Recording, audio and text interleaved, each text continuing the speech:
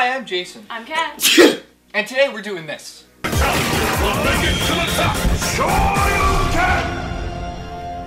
So, it's back. There are 35 characters, 10 new ones, and 2 totally brand spanking new ones. And now the game's just as kick-ass as a year ago. Each character has the super moves, and now has almost up to 2 ultra moves. Some of them have even more than 2 ultra moves in this. Let's talk about the new character. He's hilarious. His name's Hakan.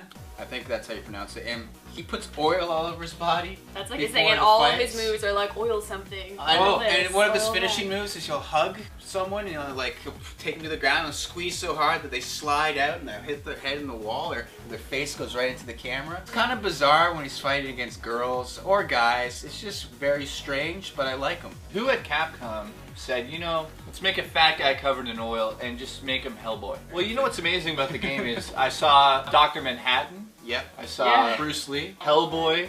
Mike Tyson. It's really cool how they animate the fighting in the side scroller, but the camera zooms in. And how can I concentrate when there's a cheetah with glowing eyes staring at me? That thing's scary. Or the monkeys doing backflips on the lily pads. That got me. I was like, wow. And then it was like, shh, dead. Or the hippo that eats the bird. The backgrounds are fun. I'll give it that. The backgrounds are most entertaining. And like when you do it like a slam, like the stuff goes. The North American background is the funniest one. It's just a pure cliche. Of 1950s. Yeah, it's like having a shake. Yeah, they're having a good shake. They get the shakes. Good times.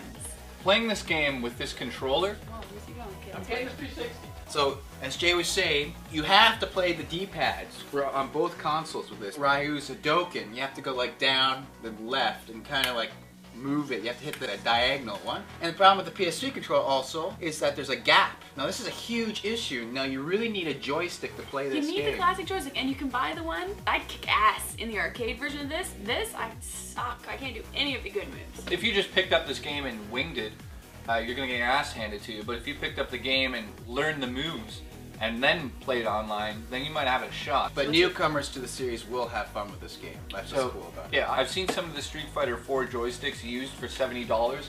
Brand new, they're $140. You can get the limited edition one for like $200 I've seen on Craigslist. You need one to play this game properly. You're not gonna go online and beat anyone with one of these controllers. Good luck to you. Another bad thing about this game was the cutscenes, or whatever you want to call them, like the animations. Oh god. The stories, like, they had the classic stories like Ryu, Ken, Guile. But they're all like slow, like freeze frame, zoom in. There's some ridiculous reasons why these characters want to enter in the tournament.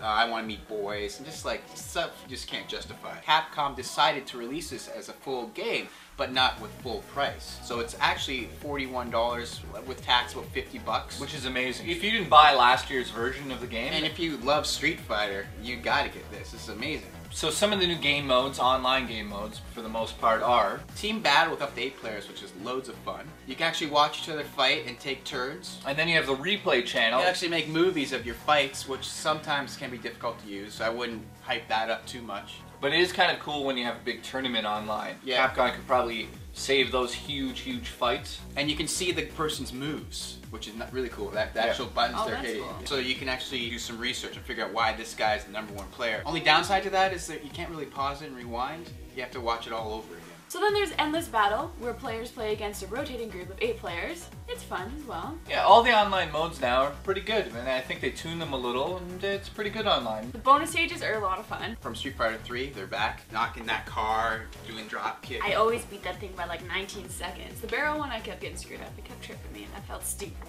Anyways, this is a great game, probably the best fighting game of this console generation. Even though it is a side scroller, but it has 3D elements to it during the special moves. The cell shading looks really nice.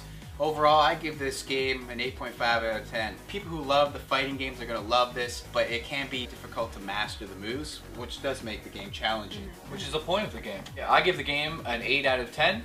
I agree with everything Mike said. It's a great fighter, and it's an amazing addition to the Street Fighter saga. I look forward to the next 6 versions of this game. Even though they said this is the last one of Street Fighter 4.